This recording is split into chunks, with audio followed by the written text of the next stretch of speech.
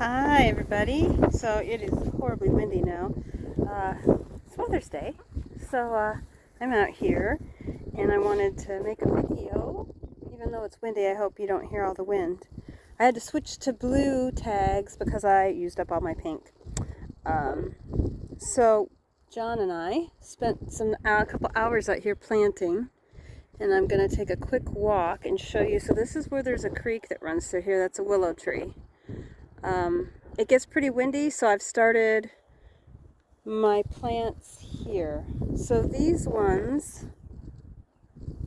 are, I do believe these are my hazelnut bushes, and there's 5 of them. They're about 10 feet apart. You don't need to be super far apart because they're little ones. They're not, they're not trees. You can see that one broke. These ones, I do believe, are my service berries. Yes. No, these are the hazelnuts. The first ones are service berries. These are hazelnuts. I could tell by the leaf on that one. So these are hazelnuts. This fence line's coming out. And that fence line is coming out because we don't need the fences here. That's the hayfield. So these are sugar maples. I've got them kind of kitty corner. They're about 20 feet apart, which is what you want, but I've got them moved back like 15 feet. So they're kind of staggered a little bit. I wish I would have staggered this one a little bit more, but not enough to dig it back up. So there's 10 sugar maples in here. As you can see, they're dinky, tiny little guys. But when you buy bare root, and this way they get used to the wind when they're little. If I would have bought a big one, I'd have to stake it out a lot. Otherwise it would just bend right over and break. I think that's the last of the sugar maple. Going this way to the sugar maple. This one I do believe is swamp oak. These 2 swamp oaks. Nope, these 2 are mulberries. These are mulberry trees. 2 red mulberry trees. See, if I don't do this now and have this to look back at, I don't remember what's anywhere. Here is an oak, right there. This is a walnut. This is what does it say it is? This is the Ukrainian walnut tree. Looks like it had a little bit of damage when it sat outside because it was frosty this morning. And as you can see, that pink tags over there, there's 2 more oaks. This is another walnut tree. This is the American black walnut tree. And then I have another oak tree right here. I only had a few oaks left. Oh, there's the birds. Those are snipes. So, and I don't mean to chase them, but we're headed back this way to see if I can find the rest of the stuff I planted. They're interesting looking shorebirds in my pasture. It's a little wet. Just a little wet back here. Is this wire? Yes. Oh my gosh, it's buried in the ground. How am I gonna... I'm gonna tie something on that so I know I have to pull that up. This is why people should never be so blasé about where they put wires. Because as you can see that, you could easily run into that and hurt yourself. Get tangled up in it. Horse will rip themselves open on that. A deer, any like wild prey animal is going to freak out if they run across something and it's grabbing their feet. Which is why you just don't be so haphazard about wire. But obviously the guy who lived here before us didn't give 2 craps about that. So, alright, here's some cedar, swamp cedars, or white cedar. And there were 10 of those. So you can see where there's a little pink in there. Some of them were teeny tiny. But again, with the wind here, it's actually pretty good that they're little and they can learn to deal with the wind on their own before they get tall and snap in half. And these are irises. So I don't know if they are wild irises. They're everywhere out here. try and get through here. This is what the appraiser said was a $10,000 fencing job. I honestly don't know what would be a real expensive fencing job. I mean, this is absolutely, excuse my French, but caca. It's not a real fencing job. It's just crap thrown everywhere. So, when we get out here, I think I'm going to be able to get across the swamp.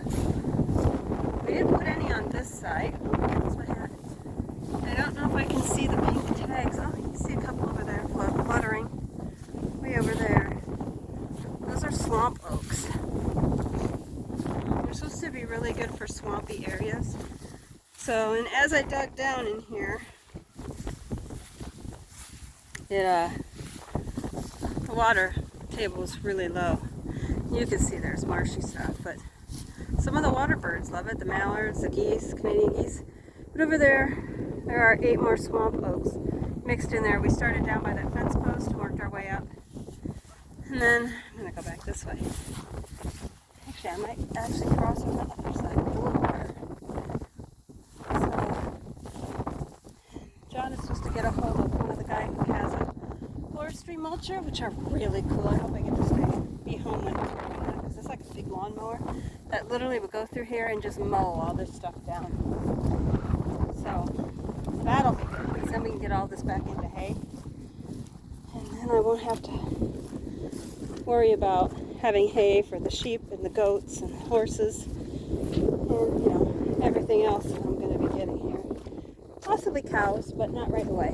Cows are probably one of the last things I'm going to get. I'm going to get my goats. I've got the sire picked out. Haven't named him. I'm looking for a couple does. And after that, well, yeah, see, like that wiring job, it just kills me.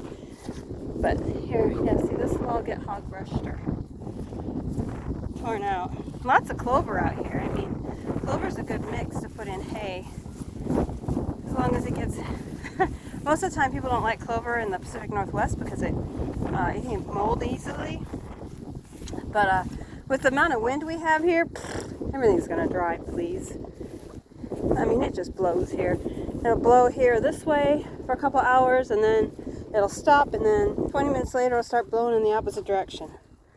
So there were some coyote tracks out here, and it looks like turkey tracks, maybe. Yeah, like that sticking out, more wire sticking out. Just stick the wire out wherever you go. Don't worry about it. Nobody cares about the wire. It's alright. Just let it be. This post, I'm not sure how we're going to get this one out. I mean, that's got to be down there. Holy crap, feet.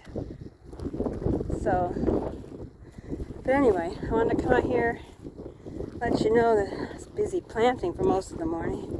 Got some really big tractor tires to put my strawberries in. That they'll be arriving sometime this week, I think. They're coming with my blue spruce, my peach trees, which are going way over there by the horse arena, only because that's the most sheltered spot, because there's the big trees there, and there's a horse arena, and there's the sauna, and then there's the house, and then these barns. So it's kind of in a little alcove where there's less of this bitey wind that can come across and freeze you out. So, as you can tell, it's in the old trail.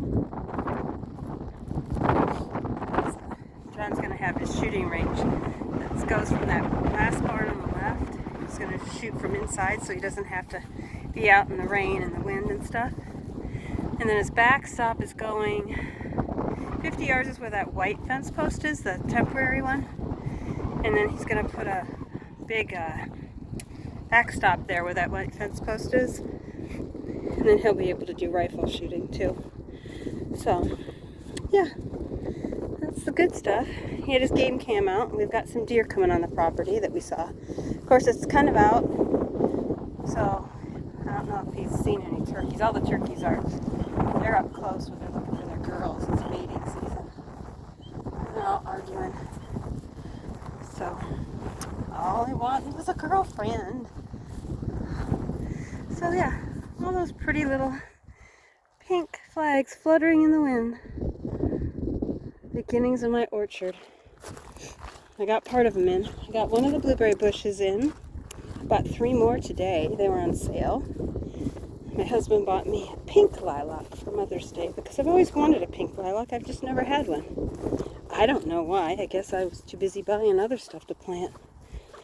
So he bought me one, which was very nice of him. Ooh, it's warm here now that the wind has stopped blowing. It must be in the perfect spot. Oh, now it's blowing again. Oh. Makes your nose run because it's so cold. It's so cold. So that is a willow, and look at it, it grew. They like their feet wet. They really do. Now I might actually leave that one because it'll be big like that one, which has got its feet wet. When you say plant likes its feet wet, it means its roots are in the water. So most plants don't like to have their feet wet, but there are some that do. Willow is one of them. This is where his cows were all the time, and you can imagine how much of this nasty mud and muck, and I don't even know if we can get anything to grow on it. It's just full of poop. It's like dried, muddy poop. Isn't that disgusting? You can see all of the, chewed up green, grass and stuff from their poop. It's absolutely disgusting. So, and there's my boy. Oh, they're both out there. Outside the pond, I'm going to put the blueberry bushes along the edge of the pond on this side. And then I think on the back side there is where I might put some of the raspberries. Those 6 little evergreens are coming down because the view from the dining room table goes out across there, and then they block it. And